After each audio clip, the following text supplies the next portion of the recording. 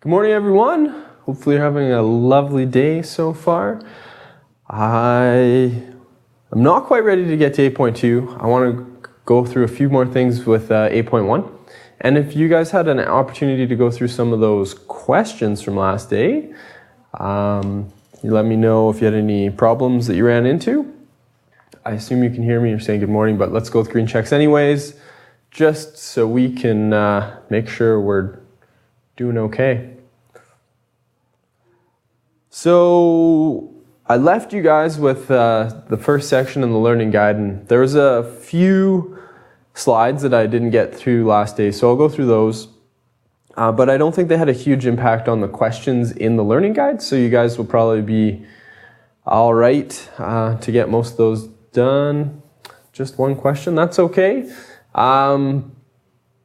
And like I was saying, as we get further into the unit, it kind of works out that some of the things we covered at the beginning get looked at again and again and again. So again, we're just kind of building the foundation right now. And then once we've built that foundation, then we'll, be able to use all this stuff. Number 4, page 1 for sure, Taylor, I can get to that. Ava, fire away, and Abby, yes. Let's wait till the end of the block, Abby, just in case I don't get to finish it all. I don't want to get too lost, but I have a feeling we'll have some time today. All right, page 4, number 1 from the learning guide.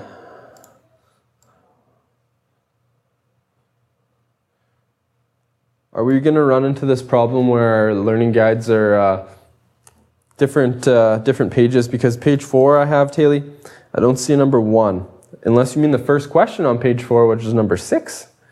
Or if you're talking page 3, number 1, the velocity question. Page 1. Did I mix that up? Number 4, page 1. Completely my fault. Put the following items into the correct category. Okay, so we're talking about vectors and scalars. If it has a direction attached to it, then it's a vector. If it doesn't have a direction, it's a scalar. So 1 kilogram. Can you associate a direction with a mass? Do I usually say, I weigh 1 kilogram east? Not generally speaking. So that wouldn't make a lot of sense to give a direction to it. So we can put it in the scalars.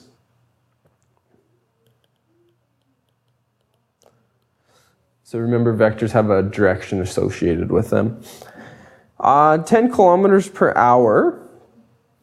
That doesn't have a direction associated with it. It's just 10 kilometers per hour. I don't know which direction I'm going. Am I going up, down, north, south, east, west, forward, backwards? So that's a scalar. This next one, we haven't really talked about the notation of cardinal directions. We'll get to it today. So perhaps a little bit unfair to throw that in there, but when you see something like this that has, it's not what I wanted, when you see square brackets with a letter in it, that's like a compass direction. So north, south, east, west. That's kind of the notation we use. So we'll always put compass directions in square brackets. So in this case, 20 meters per second to the north, that has a direction associated with it. So we know we're going north with that velocity. Velocity is a vector, distance is a scalar. And distance is one of these tricky ones. Distance is just how far you went and not, doesn't have any sort of direction associated with it. Does that give you a good start on that one? So generally speaking, if you see something like downstream, down, southwest, these all have directions associated with them. So as soon as you see a direction, you know you are a vector. There's a few exceptions in here, things like velocity and acceleration. Those are vectors. We always include a direction with those, but generally speaking, for the examples that are there, you should be all right with that. All right. Question number 13. Check your answer, says 500. You got 447.2. Number 5 in the learning guide. Page 1, yes, but wanted to see what you think of the question. Can 3 parallel vectors, unequal magnitude, add to 0? All right, that's a good question. So parallel means that obviously they're going in the same plane. So we can think about it in terms of up, down, forward, backwards, north, south, east, west. Doesn't really matter. So let's start with a vector. Let's draw it horizontal to there. All right, so there's a vector. I don't know what length it has. We'll call it 10. Unequal magnitude. That's not going to work. Let's call it, let's call it 5. That's better. And then I could have another vector going this way. We could call it 2. And I could have another vector going this way. I could call it 3. And do they add to 0? Yes. I'm back to where I started. My end and my beginning are at the same point. So, yeah. So that's how you could end up with a situation like that. And Ava, number 13. Let's scroll down to that fella. Whew. One thing about question 13, I'm happy you did it, Ava. In the notes, there's some information on vectors that are perpendicular to one another. That's the type of question we're dealing with here. Now, I looked at a bunch of old provincial exams. I looked at some of the example exams that are online. And it turns out that there's never really been a question with kind of 2 dimensions that I could see. There, generally speaking, won't be anything like that. It's kind of a grade 11 sort of topic in Physics 11, not a grade 10 topic. So I'm not going to spend too much time focusing on it, but I will happily do this question just to make sure we got it right and the answer is indeed wrong. Okay, let's draw our plane. Our plane is this dot. Like I said, always draw a picture, even if it is a dot and arrow type picture. So 400 kilometers north. There's 400 kilometers. Put that on the other side. And then we're flying 200 kilometers west. And what's the plane's total distance traveled and displacement? So the first thing it asks is distance. And remember, distance is just how far you went. So if you started here and you went up and over, well, you traveled 400 and then 200. So that's going to be 400 kilometers plus 200 kilometers is 600 kilometers. There you go. So your distance is going to be 600 kilometers. The second part of the question is the displacement. So displacement is how far are you from where you started. Now in this case, I'm going to have to draw in my resultant. And I'm going to use the Pythagorean theorem to solve that. So I'm going to go 200 squared plus 400 squared is, we'll call it R for resultant, R squared. I'll fire it into my calculator here. 200 squared plus 400 squared. And we're going to take the square root of the answer. So 447.2. There you go.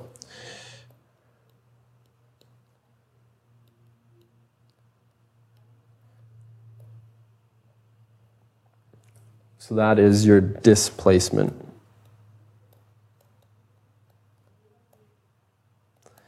So there you go. You guys were on the right track and you got it completely right and the answer is wrong. It's one of these things we don't know until we get to it. Number 12, fish swims 50 meters north, then 10 meters east, then 40 meters west. Sketch and solve. All right, so again, we're going to draw a picture. So 50 meters north, and then he's going to go 10 meters east. So this is 50, this is 10, and then 40 meters west.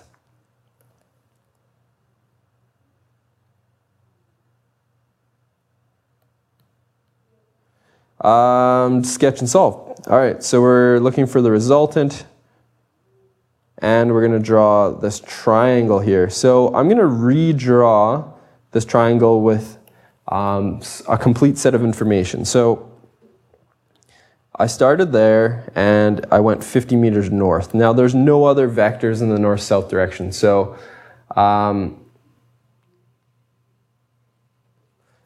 there you go. And then it said 40 meters to the west, but I've already gone 10 meters to the east, so this is only going to be 30. And then I want the resultant from there. So you guys are capable of solving that. Probably just setting it up was a bit tricky. And Abby, yes, I'd love to say that we would include incorrect answers to make sure you are thinking about what you're doing, but unfortunately that's not the case. It's just incorrect answers due to human error. I'm not really sure why there's so many incorrect answers, but there are. What are you going to do? Even textbooks have this problem. It's just kind of a reality of having humans do work and then they make mistakes. Or from time to time, they'll change the questions, add different numbers, and then forget to change the answers. So there's lots of ways that it can go wrong. All right, is there anything else from that portion of the learning guide? I'm just going to jump over to the 8.1, just to finish it up.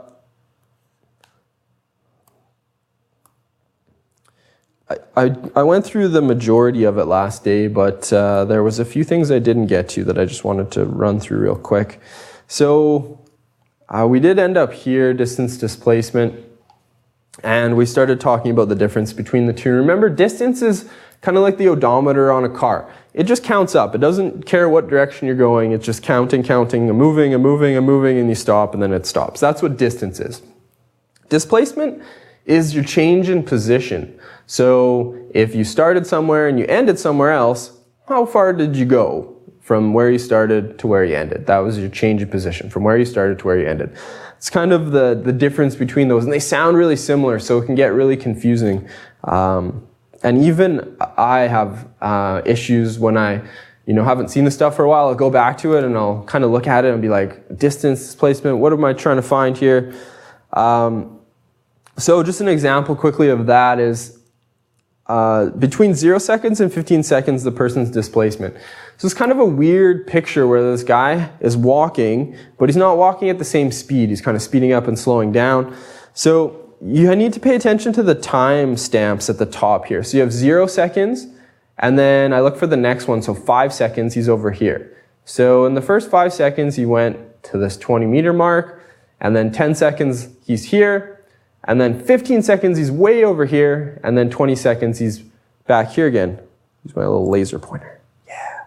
All right, so from 0 to 5 to 10 to 15 to 20. Kind of a weird scenario.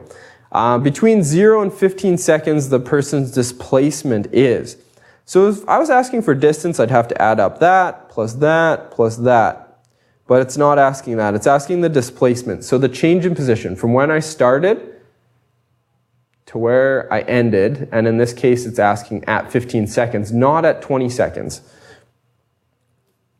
So what is the displacement? What is the change in this person's position? The reason this is a little bit tricky is because in this example, you aren't starting at 0 meters. The person's actually starting 5 meters to the right of some random reference point here. So 0 seconds actually happens at 5 meters to the right, or in this case, east, 5 meters to the east.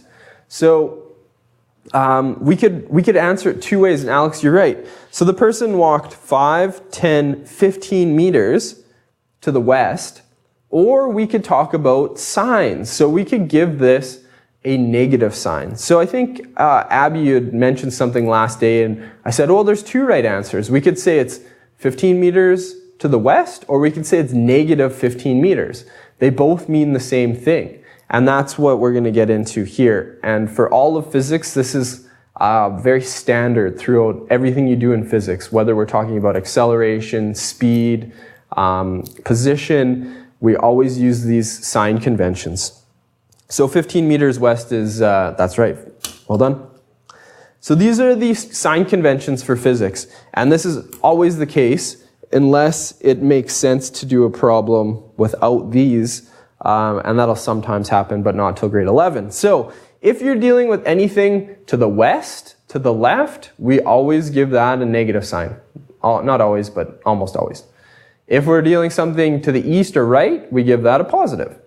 If we're talking about north up, we give it a positive. And if we're talking about something that's south or down, we give it a negative. So generally speaking, things to the right, positive, things to the left are negative. Things up are positive, things down are negative. That's just kind of the convention we use. So now we can always have two answers to our questions that are vectors. We can have negative 15 meters. So as soon as I see negative, I know it's talking about the left or moving west. Or if I see negative, it could be talking about down or south. I just need to kind of understand the context of the question. So if the question's talking about something falling off a cliff, then I know I'm dealing in an up-down direction. It wouldn't make any sense for negative to mean left. So that's just kind of the stuff we run into. I don't think this is worth going over, so I'm not going to. There was some questions in the notes that had more than one dimension. So talking about going north, south, east, west, like number 13 we just looked at. It's really important to know that you won't see anything like that on the provincial. Now, I don't want to say you won't see it on the unit test or the unit quiz. It's likely that you will see it there, just because that's kind of the person who made this course included those two-dimensional type questions. But it's pretty basic stuff that like Pythagorean theorem type questions, so you guys should be okay with it. If you do run into a problem with it, you can flag it and I'll look at it, and I'm pretty easygoing when it comes to that stuff. If it's not something you probably have to know, then if you don't get it, then we can talk about it for sure. On the provincial, I don't want to say that that it's always going to include a direction, but from what I remember, generally speaking, the provincial exam will always use a direction. So instead of just saying negative 15 meters, it'll say 15 meters to the west or 15 meters down. So yeah, generally speaking, the provincial will include a direction, but of course they don't have to. So I don't want to kind of guarantee that. So that was 8.1. I almost finished it, but I didn't. And then I went back and looked at it again, and I thought, well, this two-dimensional stuff you're not going to see, so it's kind of unfair to ask a bunch of questions on it. So don't focus on the two-dimensional type stuff. When I say two-dimensional, I'm not talking about like forward, backwards. I'm talking about going up and then going to the left, or going up and then going to the right, or down and then, going east, or things like that. What I wanted to get to today was section 8.2, and we are going to just keep rolling. I think we might finish chapter 8 today. Just depends on how long it takes us to get through these questions. I'm always a bit optimistic when I look at the material, and then it usually takes me longer to get through it. So today we're going to talk about velocity, and Velocity is different than speed. So in physics, we'll talk about both speed and velocity. How does trigonometry have to do with that? Trig. Oh, sometimes, Abby, you'll need to use or find an angle. So if, I said you traveled 15 meters to the west, and then you traveled north 10 meters, and then I wanted to know what the resultant between those was, I could ask at what angle you were traveling, or in Physics 11, you'll be given the angle and asked to find things like the resultant. So yeah, I don't want to focus on the trigonometry type questions because you won't encounter them very often. And it's not something I think you need to learn in grade 10. I'm pretty confident it's grade 11 topic. All right, so speed. This is the distance an object travels in a given amount of time. You guys are very familiar with speed. There's speed limits on roads. You're driving, we talk about speed all the time, how fast you're moving. Generally, we don't talk about things like running, how fast I was running, but we can. But if you maybe ride your bike, you have a speedometer, you drive a car, most of you are getting to that age, 16, where you're driving and you got to watch out for those school zones and you got to watch out for places where the speed limit drops and you need to slow down. So speed's really common. In physics, we introduced an idea called velocity, and we'll talk a lot about velocity. And velocity is speed with a direction. So it's kind of like distance, displacement, speed, and velocity are kind of related. Speed is just how fast you're going, and velocity is how fast you're going with a direction associated with it. So we call speed a scalar and velocity a vector. And to kind of demonstrate that, we have the picture of gondolas. So if you've ever been to like Big White or Silver Star, or maybe you've been up a gondola to some mountain peak, when we talk about speed, these gondolas are going at the same speed. One is, they're all attached to the same cable, so as the cable rotates, the gondolas all move at the same speed. But if I were to ask you about velocity, well, that's different. Now the gondola that's going up the hill has, let's say, a speed of 30 meters per second, but now it's going up. And then the one that's going down the hill might have a speed of 30 meters per second, but it's going down. So their speed is the same, but their velocity is different. They're going in different directions. So that's kind of the distinction we like to make there. There's a few other terms you'll run into. Instantaneous velocity is exactly what it sounds like. Instantaneous. If I want to know how fast you're going at one instant, that just means, how fast are you going right now? Or how fast were you going when you're in your car, when you passed the 7-Eleven this morning? So instantaneous velocity is a velocity at one point in time. Not over a large period of time, just at one point. And then we have something called average velocity. And average velocity is your velocity averaged out over a longer period of time. So instantaneous is at one point, average is over a long period of time. So there are some equations that we need to know. Not need to memorize, just need to know where they are. And you guessed it, they are in your data book. So this is the very last page of the data book. You'll recognize the common isotope pairs chart and then all this alpha, beta, gamma stuff that we talked about, the radioactive symbols. At the very bottom of the page, on the very back page of your data booklet, these are all your physics formulas. And there are also different units and the measures for each of those units. So distance is in meters, time is in seconds, minutes, hours, and years. So the symbols you'll encounter when dealing with those things. So meters is M, minutes is MIN. Don't get those confused. Speed, you think, speed should be S, but S is already taken by seconds, so we don't want to confuse speed and seconds.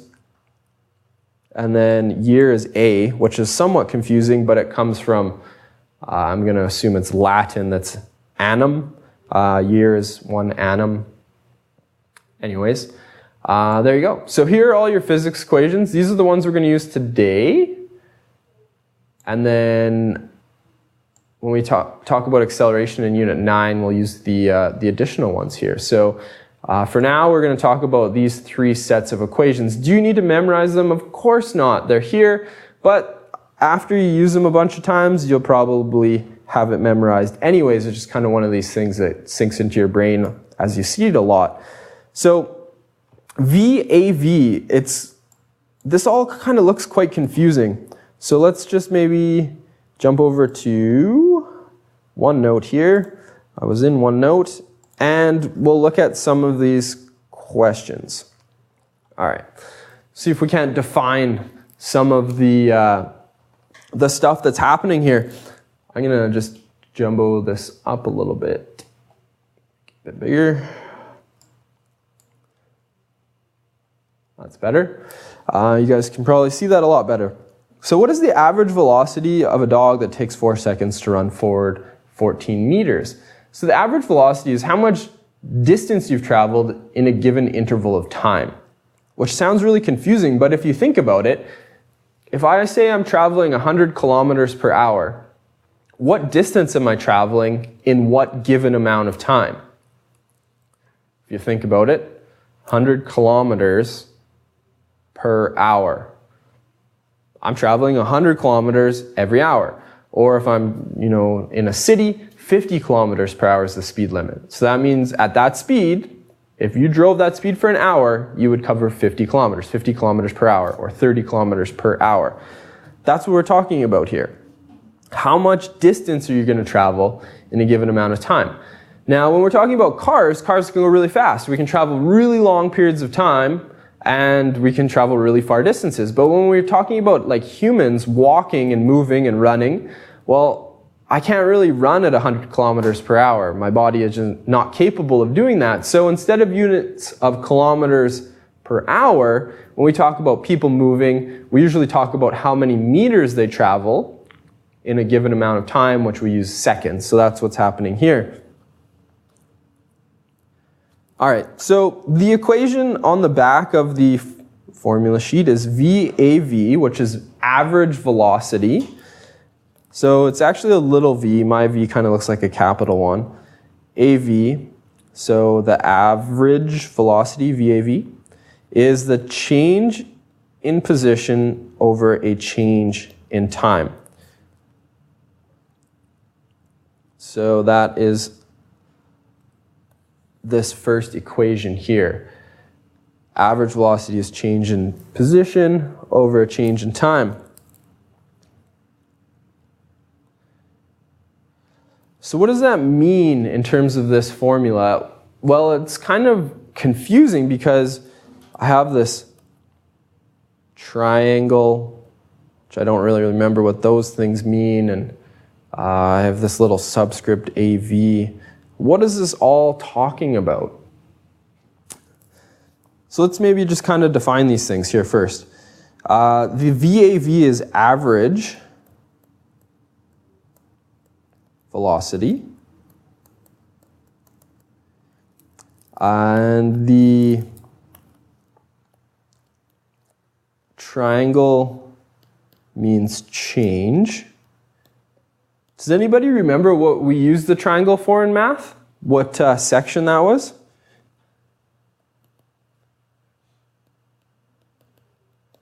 When we use the Greek letter delta, and this is a change. A-N-G in time. Rise over run, perfect. We were talking about slope when we talked about the deltas. We said change in y coordinate over a change in x coordinate. So your change in your vertical over your change in horizontal. And today we're actually going to do the exact same thing with this formula. Instead of talking about a change in y, we're going to talk about a change in position. Change in x is a change in time. So it's the exact same idea. Kind of convenient that what you're learning in math you're using in science. Coincidence? I don't think so.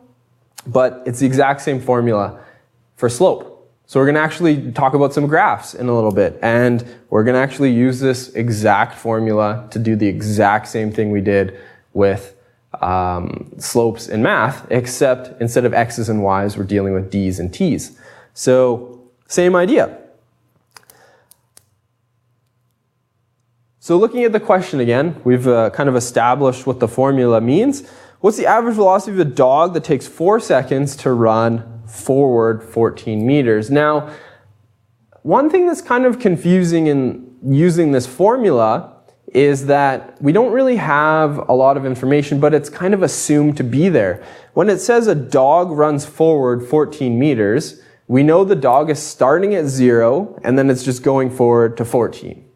It doesn't say, hey, the dog started at 2 meters and then ran for 18 meters. How far did the dog run? It just says it ran for 14 meters. So implied in that 14 meters is that it started at 0 and it ended at 14.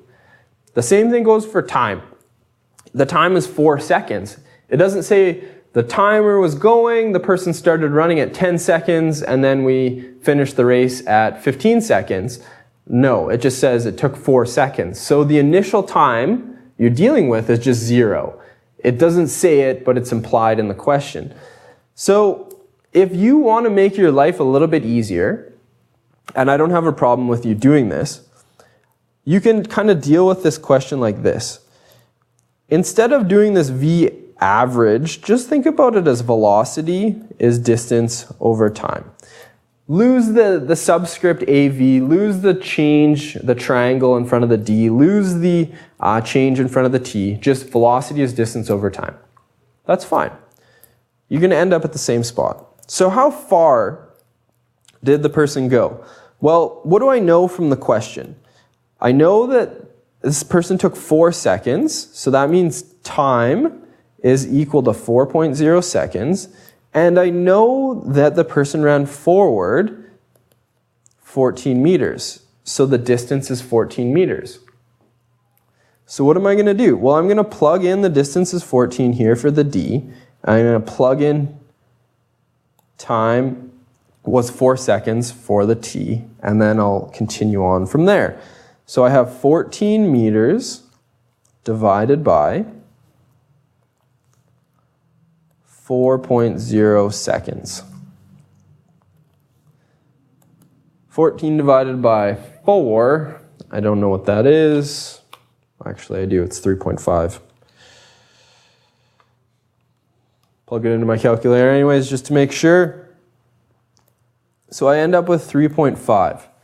Now, this is where physics, or physicists I should say, or physics teachers mainly, we get really angry. Because when you have an answer, you have to include units. And because we've found a velocity, which is a vector, we need to include a direction. So what units and what direction are we going to associate with this 3.5? And how do you know? So you can throw it in chat. What units am I using? And what direction is this thing going? And then we can kind of take a step back and think, does that make sense? Can a dog move at that sort of rate? So meters per second, that's great, Taylor. And how did we end up with that? You too, Anna? One really cool thing about physics is our units, when we put them into an equation, they will always work out. So what do I mean by that? Well, if I put meters on the top of my equation, I put seconds on the bottom, I do the calculation, my answer is going to be in meters per second. It's just the way it works. Sometimes your units are going to cancel out, and there's whole parts of chemistry and physics just completely based on canceling your units out. So we've done a little bit of stuff in math based on unit cancellations, and that's what we're doing here. So meters per second, and then we included a direction. The only direction we were given in the question was forward. So I don't know what direction is forward. Could be up, down, could be north, south, east, west. It doesn't matter. If the question says forward, I'm just going to write forward. That's no very good F.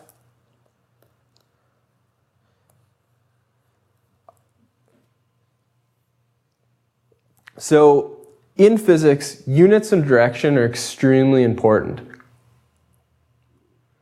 If an equation has meters per second in the question, would you change it in the answer? You would just have seconds in it. Generally speaking, Taylor, that's not gonna happen.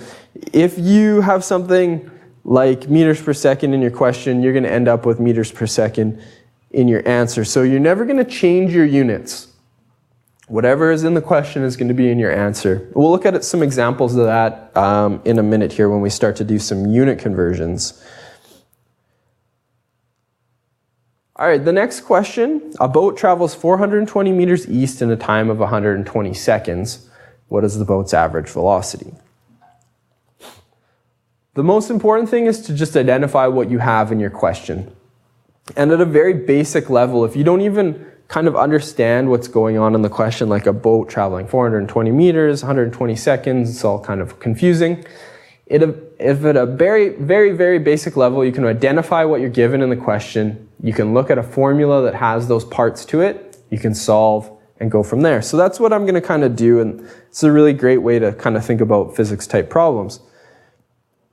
I have this 420 meters east, and I need to think about what that is representing.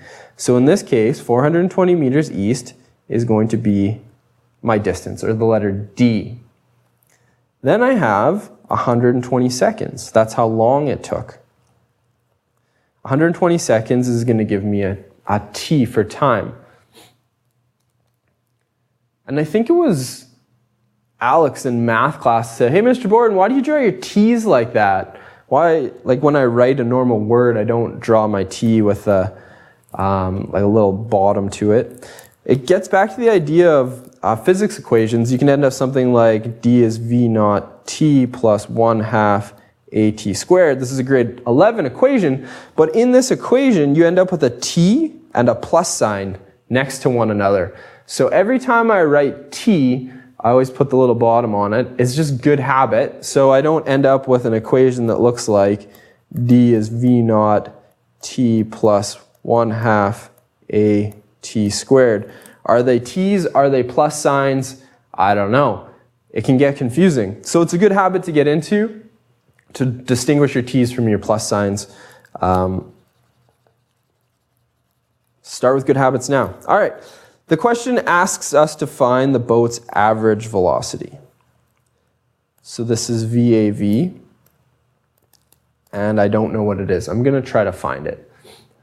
So again, at a basic level, you're trying to find average velocity, you're given distance and time.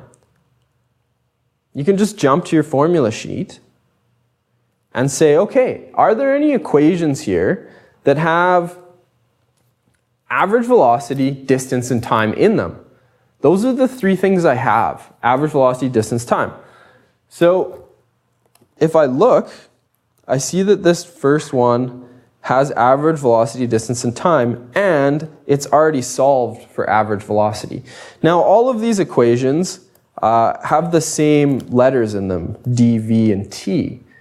But we want to find one that has the average velocity, the thing we're trying to find, already isolated. So it's the same equation we just used, and perhaps I'm making this more difficult than it needs to be, but that's okay. V average is equal to change in position over a change in time. And again, if you just want to think about this as velocity is distance over time, I'm okay with that. Just simplifying it, getting rid of all the subscripts and triangles and things that just confuse students. So I'm trying to find this. I don't know what it is. The distance I traveled was 420 meters, and the time I traveled it in was 120 seconds. Another sort of physics type convention is when you're doing equations, you don't always want to put in the direction into your equation because it ends up making things really messy. So I'll include units in my calculations, but I won't include directions until I get to the very end, just because it's just so confusing and it doesn't really help anything along the way. If I know I'm traveling east, my answer is going to be east. So 420 divided by 120, it's going to be a decimal answer, so let's do that in my calculator. 420 divided by 120. 3.5. All right. So I end up with 3.5 meters per second, and this is where I will include my direction again. So I started in my question with a direction of east. My answer should be east as well. How do we feel about that? Are we doing okay? Does it kind of make sense? Getting warmed up?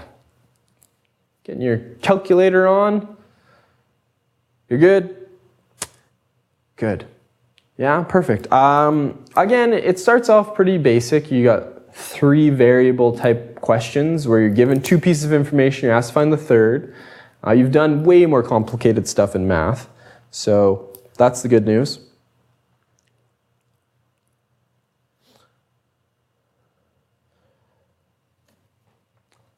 All right. These next couple questions are the same types of questions, the exact same process, except they're not asking for the average velocity. They're now asking for, in this question here, what is the displacement?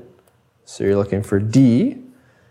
And what is the runner's displacement for the third and fourth example? So you're asked to find the displacement.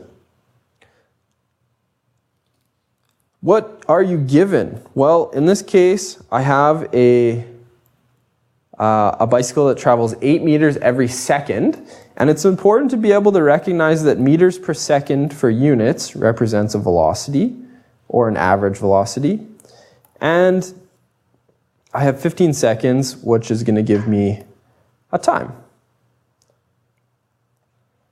So I'll do number 3, you guys can do number 4. I have 3 things, distance, velocity, and time. I'm asked to find distance. So on my formula sheet, I'm going to look for an equation that has distance already isolated. And what I mean by that is this second equation has distance by itself already, which is nice because I don't have to go and isolate it. I don't have to rearrange the equation. It has D solved already. So that's the one I'm going to use. Change in D, or change in position, is the average velocity times the time. So change in position is the average velocity multiplied by time. Or if you just want to simplify this and lose all the nonsense, distance is velocity times time. Now, I know the velocity, it's given in the question, 8.0 meters per second, and I know the time. The time was also given in the question as 15 seconds. Now, I'm not going to include my direction in the question just because it gets kind of messy. So I'm just going to kind of plug away here. 8 times 15, what's that, 80, 120? 120.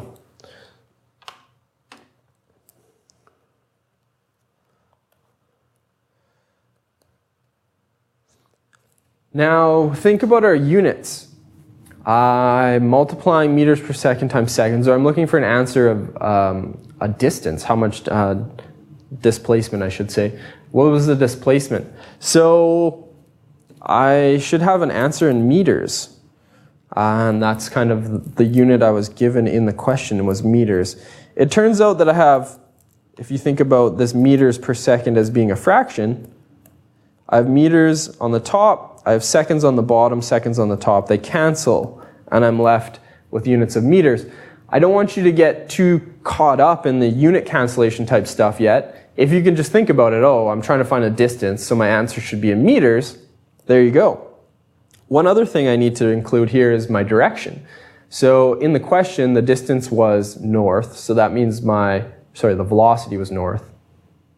So my distance should also be north as well. So I'm going to include that in my answer. So 120 meters north. There you go. I want you guys to do number 4. It's the exact same process. I have a feeling it's probably similar to something that's in the learning guide, or it might be the exact same question. A person at the starting line runs west 6.5 meters per second. What is the runner's displacement after 12 seconds? So it's almost the exact same question as the previous one. Things are just mixed up a little bit, and instead of a boat, we have, or a bicycle, sorry, we have a runner. So take a minute and do that. I won't put a timer up, but just see if you can get that figured out. And when you're done, maybe throw your answer in chat, and we'll see if everybody agrees or disagrees.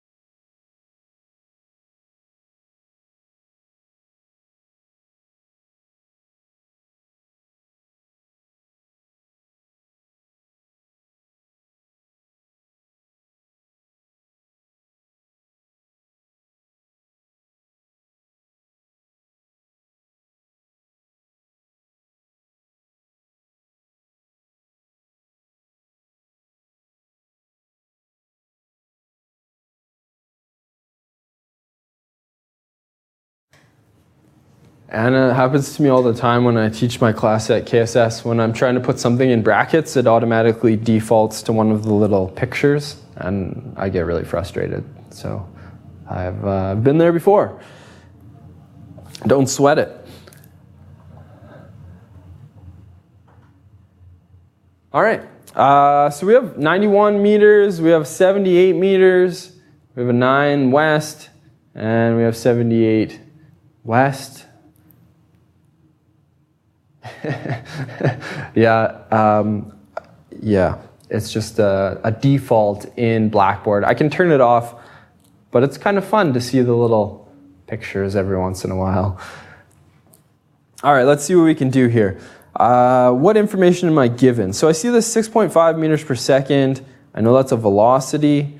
I'm trying to find the displacement, and then I have a time of 12 seconds. It's going to be the same formula, and I'm just going to keep it really simple. I'm going to write d as velocity multiplied by time. Not going to include the triangles and the v averages and all that nonsense.